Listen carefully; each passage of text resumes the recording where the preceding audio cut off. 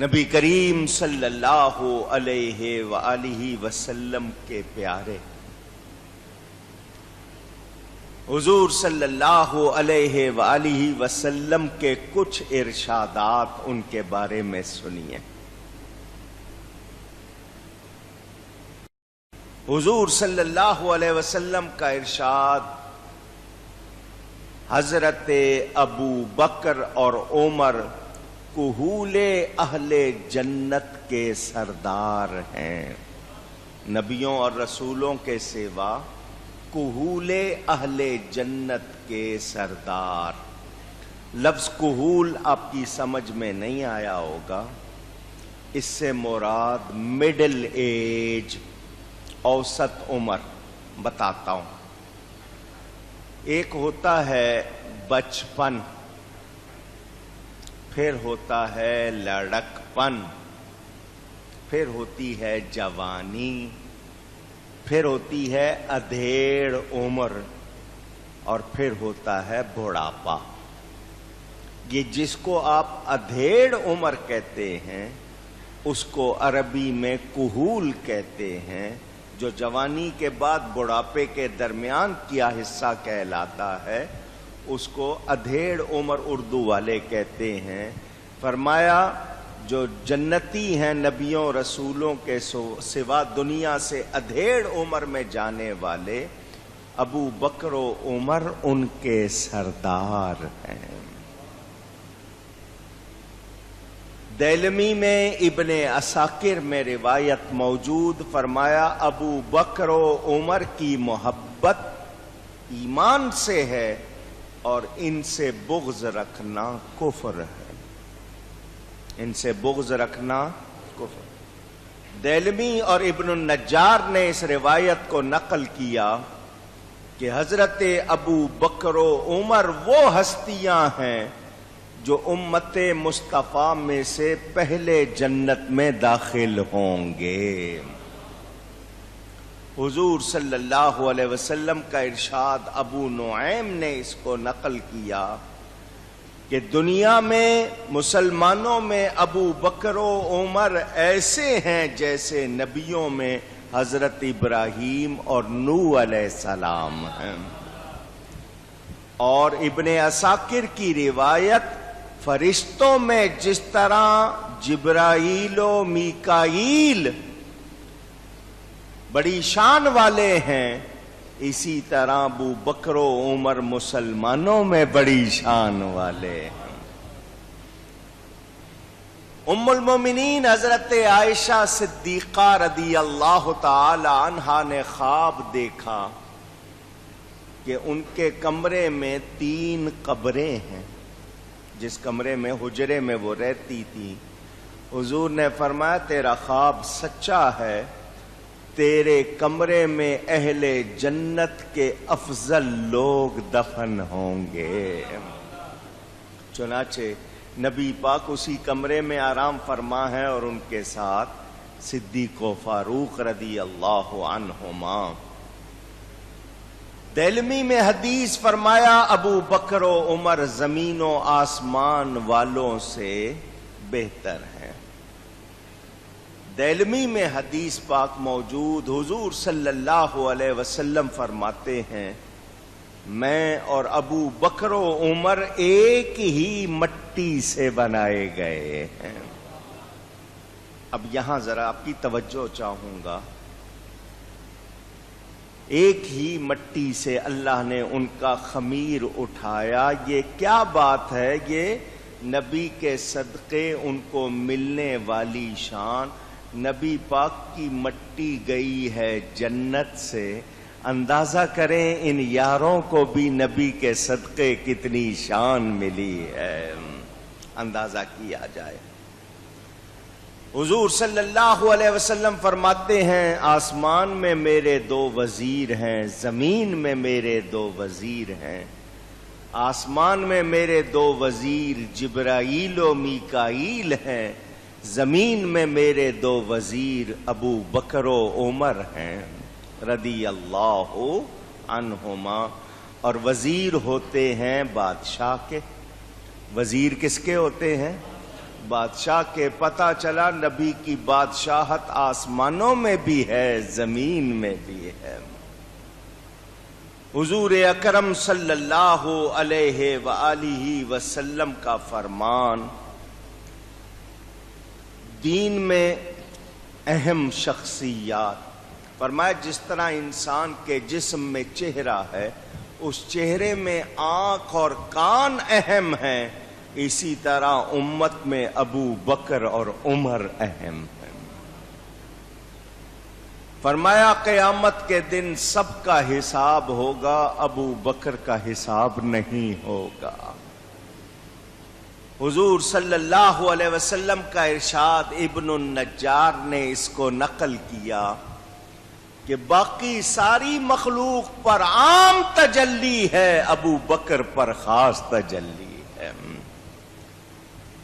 حضور اکرم صلی اللہ علیہ وسلم تشریف فرما، صحابہ کرام موجود، فرمایا جنت کے 8 دروازے ہیں۔ کتنے؟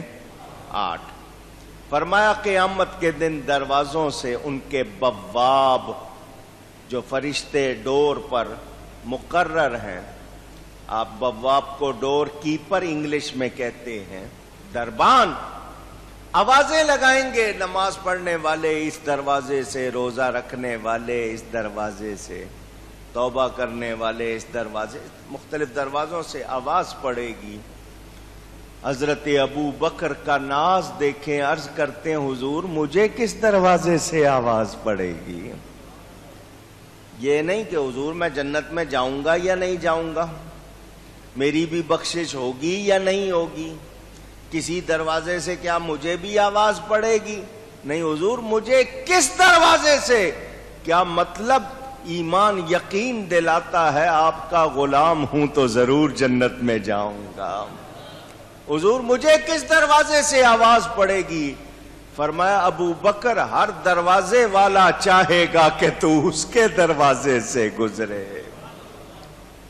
آج اگر کوئی حضرت ابو بکر پر اعتراض کرے، ان کے ایمان پر، ان کی صحابیت پر اعتراض کرے، تو کیا اس کی کوئی حیثیت ہے؟ اتنے ارشادات آپ نے سنے ہیں، 100 سے زیادہ حدیثیں، میں اگر ساری سناؤں بڑا وقت لگے، میں ان میں سے کچھ آپ کو سنا رہا ہوں۔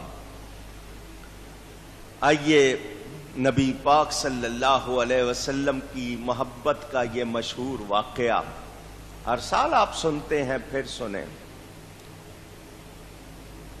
حضور نے اعلان نبوت فرمایا، وہی مکہ والے دشمن ہو گئے، عرصہ حیات زندگی ان پر تنگ کر دی۔ کتنی مشکلات صحابہ نے اٹھائیں۔ حضور صلی اللہ علیہ وسلم نے اللہ کے حکم سے اعلان فرما دیا ہجرت کا، ہجرت کا حکم آ گیا۔ حضرت ابو بکر نے اجازت مانگی، حضور میں بھی روانہ ہو جاؤں؟ فرمایا ابھی ٹھہر جاؤ، شاید تمہیں کوئی ساتھی مل جائے۔ وہ مزاج شناس تھے، سمجھ گئے حضور مجھے ساتھ لے کے جائیں گے۔ انہوں نے 2 اونٹنیاں لے لیں، ان کو کھلانا پلانا شروع کر دیا۔ ہجرت کی رات، آپ نے سنا ہوا ہے نبی پاک صلی اللہ علیہ وسلم کے گھر کا 40 جوانوں نے ننگی تلواریں لے کر گھیرا ڈالا ہوا، محاصرہ کیا ہوا، برا ارادہ۔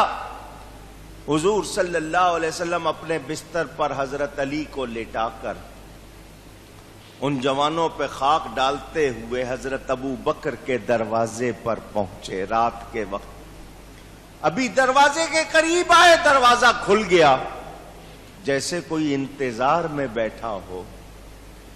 فرمایا ابو بکر دروازہ یوں کھلا جیسے تمہیں پہلے سے معلوم۔ حضرت عائشہ نے جواب دیا، جب سے آپ نے ہجرت کا فرمایا ہے میرا باپ رات کو سوتا نہیں، کہیں اچانک نہ جانا پڑے اور ان کی نیند کی وجہ سے آپ کو دیر نہ ہو جائے۔ یہ محبت نہیں ہے تو اور کیا؟ لیجئے دونوں سوار ہوتے ہیں اور چلتے ہیں، جانا ہے مدینہ منورہ۔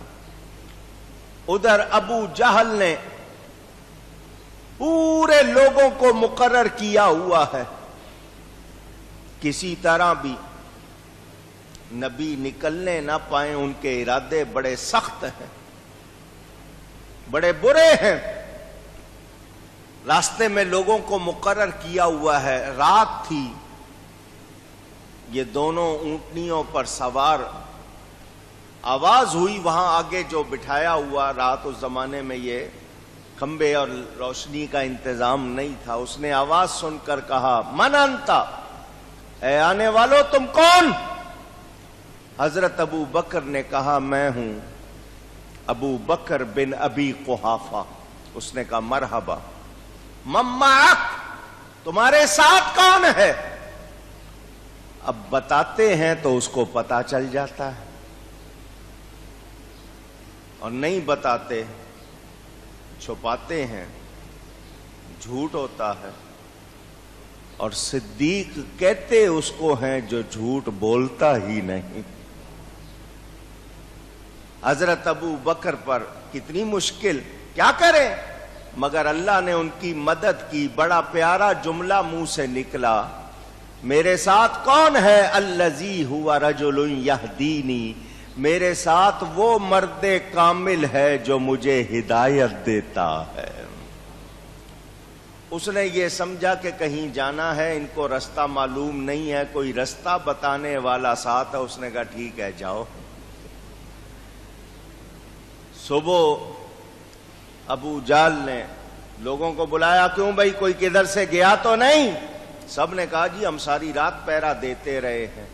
ایک نے کہا میرے راستے سے دو آدمی گزرے تھے۔ کون؟ کہ میں نے پوچھا تھا، ایک ابو بکر تھے، ان کے ساتھ کون تھا؟ اس نے کہا میں نے پوچھا تھا، انہوں نے کہا کہ میرے ساتھ وہ ہے جو مجھے راستہ بتاتا ہے، ہدایت دیتا ہے۔ ابو جہل نے کہا وہ نبی سچ کہتا ہے، تم بڑے بے وقوف ہو، اور ابو بکر کو نبی کے سوا کون راستہ بتا سکتا ہے؟ وہی تو تھے ان کے ساتھ، تمہیں واقعی سمجھ نہیں۔ اب انہوں نے کہا چلو یہ جس راستے سے یہ گزرے ہیں وہ راستہ تلاش کریں۔ نبی پاک صلی اللہ علیہ وسلم حضرت ابو بکر کے ساتھ راستہ بدل کر پہنچے تھے مکہ مکرمہ کی پہاڑیوں میں سے ایک پہاڑی جس کا نام جبل سور، جہاں حج کے خیمے لگتے ہیں وہاں سے قریب نظر آتی ہے۔ بڑی اونچی پہاڑی ہے، جو ہمت والے ہیں وہ جاتے ہیں، زیارت بھی کرتے ہیں۔